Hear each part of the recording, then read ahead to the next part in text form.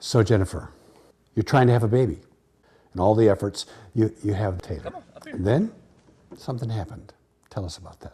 Well, about 4 days after my delivery of her through C-section, I just wasn't recovering and running fever for several days, and so I went to the doctor and they realized that I had contracted an infection, and so admitted me to the hospital. A flesh-eating bacteria. Yes, very dangerous, and it's so rare that usually people who are either homeless or use intravenous drugs or live a lifestyle that was not what I'm living are the ones that contract that. You must have felt like you had biblical leprosy. Yes, everyone had to robe up when they came in to see me, but even afterwards, there was just maybe a feeling like that I had the cooties or whatever you might say from when you're in elementary school, that, you know, maybe bacteria was still lurking around. So, yeah, it did kind of feel that way for a while. And during this time, the most important time for bonding with a mother and a new baby, and you could never. That's true.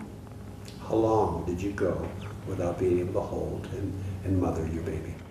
About 4 to 6 weeks. 4 to 6 weeks. Yes, I could wear a rubber glove and touch her with my index finger, but that was it, no holding. Did you ever ask the question, why me? Why me and why not somebody else? Which that's a question that brings a lot of guilt, because of course you don't wish that on somebody else, but then you don't wish that it was happening to yourself either. So yes, lots of cries in the night. Why? I also heard that you had a pretty significant spiritual experience in this, that the Lord was very real to you. Can you tell us about that?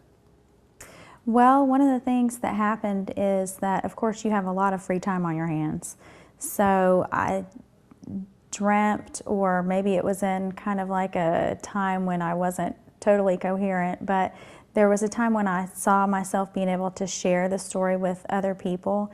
And, you know, one of the struggles that, you know, I know a lot of women experience is with infertility. And so, you know, I saw myself speaking to people about that, because it's a terrible thing to experience, you know, along with any illness that you have, but, you know, being able to share with someone and encourage them and, you know, tell them my story of success. And now, even though there's been some struggles, life is good. And I have an 18-month-old wonderful child and a 10-year-old child, and they're both healthy and beautiful and not totally perfect, but pretty close. So life's good. And Ivan, could you tell us what you learned from this experience? I think the biggest thing was patience. And a few weeks before everything had went wrong, I was driving down the road praying, and I felt the Lord speak to me and say, trust me. And I remember saying, I do trust you, Lord. And then I remember hearing that voice again say, I want you to trust me. And then I questioned and said, trust you with what? And then I still remember that voice saying, I just want you to trust me. And the day that the doctor came in, and after Jennifer was having the procedure, and he came in and said, I'm not sure she's going to make it through this. I went outside, was calling people, and I remember hanging up the phone and standing there and then hearing that voice say, I want you to trust me. And then, you know, everything falls in line, and you know what all that was about in the beginning. So, but I've learned to trust. Thank you.